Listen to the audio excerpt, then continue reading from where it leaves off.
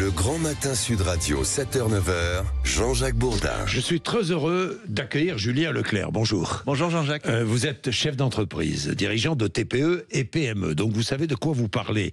Et ici, nous défendons, et moi toute ma vie j'ai défendu les TPE et les PME, toute ma vie. Et je continuerai parce que c'est le cœur même de l'activité économique de la France. Alors, vous publiez un livre qui a pour titre « Recherche désespérément salariés ». Alors que nous sommes en pleine période d'augmentation du chômage, à nouveau. Le chômage augmente. Et malheureusement, beaucoup de patrons de PME n'arrivent pas à trouver des salariés. Quel paradoxe purement français. Alors vous avez des solutions. Oui, et j'aimerais réussir à transmettre combien il fait mal au bide, ce paradoxe. Oui. Vous vous levez le matin quand vous êtes chef d'entreprise et vous rappelez depuis le début de votre carrière, Jean-Jacques, c'est tout à fait juste, oui, que le tissu économique français est constitué de petites boîtes, des TPE, des PME. Et je rajoute un chiffre dont on parle moins, c'est que ce sont ces petites boîtes qui embauchent en France. 80% des embauches en France sont faites en TPE, en PME. Donc au moment où effectivement il y a une remontée des chiffres du chômage, c'est bien de rappeler que les solutions, elles sont dans ces petites boîtes. Je voudrais vraiment transmettre combien ça fait mal au bide quand le matin vous vous levez, vous réfléchissez à comment attirer des clients. Moi, j'avais un resto, donc quelle carte, quel fournisseur, quel déco, quel accueil. Et là, les clients, ils sont là. Et vous ne pouvez pas les servir parce que vous n'avez personne. Et vous êtes obligé de dire que vous êtes fermé, ou vous êtes obligé de dire que vous êtes complet quand vous ne l'êtes pas. Mais c'est dramatique. Et donc les deux vont de pair. Il y a effectivement des chiffres du chômage qui ne sont pas bons. Le chômage remonte. Et en même temps, là, on est au mois de mai. On va avoir, dès maintenant et dans les semaines qui viennent, vous allez voir fleurir sur toutes les portes de vos commerces des affiches recrute. Et on ne trouve pas. Et vous avez le ministre de l'Industrie qui vient chez vous dans quelques instants. C'est un secteur qui est particulièrement touché. Mais bien sûr, c'est un secteur qui est particulièrement touché. Alors, vous proposez dans votre livre, vous proposez des solutions, vous rappelez aussi, vous reprenez des idées. Tiens, je vais prendre une idée. Le logement.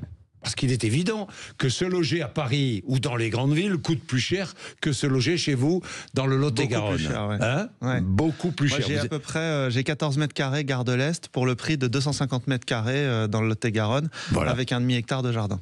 Eh ben voilà, vous voyez la différence. Ou dans le Gers, ou dans le Gers peut-être même, ou dans le Tarn-et-Garonne, ou dans tout le Sud-Ouest, et pas que dans le Sud-Ouest, dans le Sud-Est, et même partout ailleurs, en Bourgogne, Bon, mais Julien Leclerc, quelle pourrait être l'idée? C'est-à-dire qu'on paie le salarié en fonction de l'endroit où il doit habiter?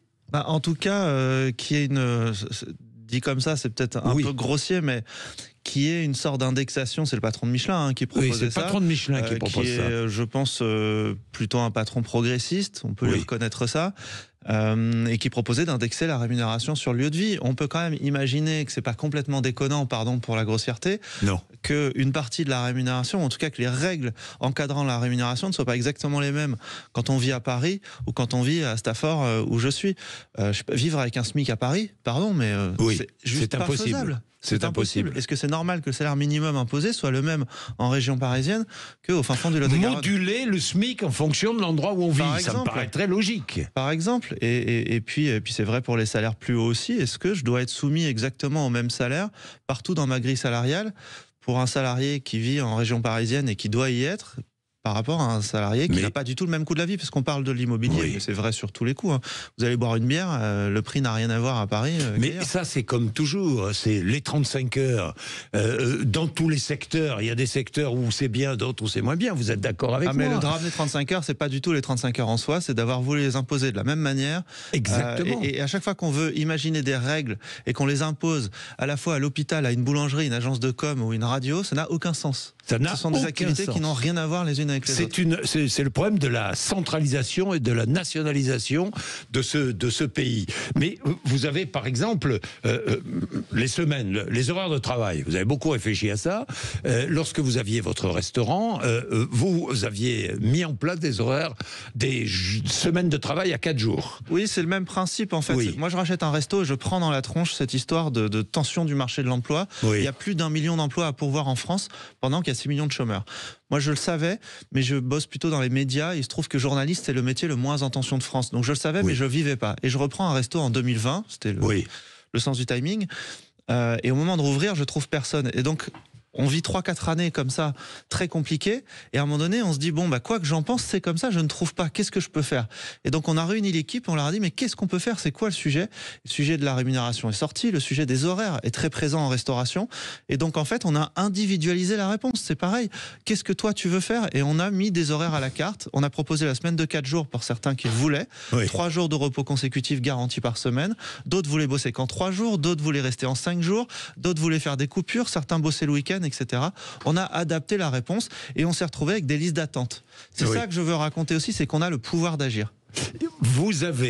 On a en France le pouvoir d'agir à condition d'avoir des idées, à condition d'être innovant et à condition de prendre en compte les souhaits de ceux qui veulent travailler. D'accepter que la situation est comme ça, en fait. Oui, mais pardon, certains veulent travailler, mais d'autres n'ont pas envie de travailler. Oui, c'est vrai, ce que vous dites est vrai. D'ailleurs, moi, c'est ce qu'on m'a répondu. On me dit, mais c'est normal, de toute façon, plus personne veut bosser en France, la valeur travail se perd, les jeunes veulent plus rien faire. Bon, et de l'autre côté, on m'a dit, mais les patrons se comportent très mal, vous avez qu'à mieux traiter les gens. Parfois. Mais ces deux caricatures, elles existent. Il y a des gens qui ne veulent plus travailler en France, qui n'ont pas envie, qui comptent chaque heure travailler, voilà combien j'ai gagné au chômage, etc. Et à l'inverse, il y a des patrons qui sont affreux et qu'il faut fuir absolument. Au milieu de tout ça, il y a plein de gens qui cherchent vraiment du boulot. Il y a plein de patrons qui sont des gens bien. Et il y a une réalité qui est de dire, de toute façon, on peut plus être dans l'idéologie, pardon. Moi, je suis patron de petite boîte. J'ai plus le loisir de dire, il y en a marre, les jeunes, ils veulent rien faire. Ou de dire, bah, les patrons se comportent mal. Non, moi, ma réalité, c'est je dois trouver du monde. Je dois trouver des solutions. Et des solutions, il y en a plein. Et des solutions. Et j'invite quand même l'État, parce qu'on ne peut pas les trouver tout seul. Vous avez le ministre tout à l'heure. Qu'est-ce que vous demandez à l'État? Parce qu'il faut bien que l'État serve à quelque chose. L'État, d'abord, je voudrais qu'il y ait une grande concertation à un moment donné sur comment faire en sorte que le travail rémunère mieux. Il y a quand même un gros sujet. C'est aussi pour ça qu'il y a à la fois beaucoup de chômage et des tensions sur le marché de l'emploi. Comment faire en sorte que le travail rémunère mieux? Et une autre question assez précise, c'est que je pense que le plus gros succès des années Macron, c'est l'apprentissage. Ils avaient mis des aides très fortes pour l'apprentissage. Ça a cartonné, et là on a en même temps un Premier ministre qui est en train de nous dire il y a un énorme drame de chômage des jeunes en France, les jeunes ne travaillent pas assez, et ils sont en train de shooter les aides sur l'apprentissage puisqu'ils sont revenus, ils les réduisent de moitié. Dans l'industrie, c'est quand même un énorme sujet. Je trouve ça totalement incohérent. Vous me donnez des pistes pour tout à l'heure. Vous n'avez pas besoin, je le sais. Mais... Non, mais je peux vous dire que ça me fait plaisir et je vous remercie, Julien Leclerc, d'être venu nous voir parce que c'est un message formidable qui vient d'être passé. Encore une fois, je souhaite qu'ici, on n'oublie pas toutes ces PME, toutes ces TPE, tous ces artisans qui nous font vivre, Vous l'avez toujours fait dans votre carrière. Oui, c'est vrai. Julien Leclerc, merci. Je rappelle le titre de votre livre, Recherche désespérément salarié aux éditions Fayard. Merci, il vient de sortir et lisez-le attentivement. Il est 7h20. Le rappel des titres de l'actualité, Laurie Leclerc. Laurie.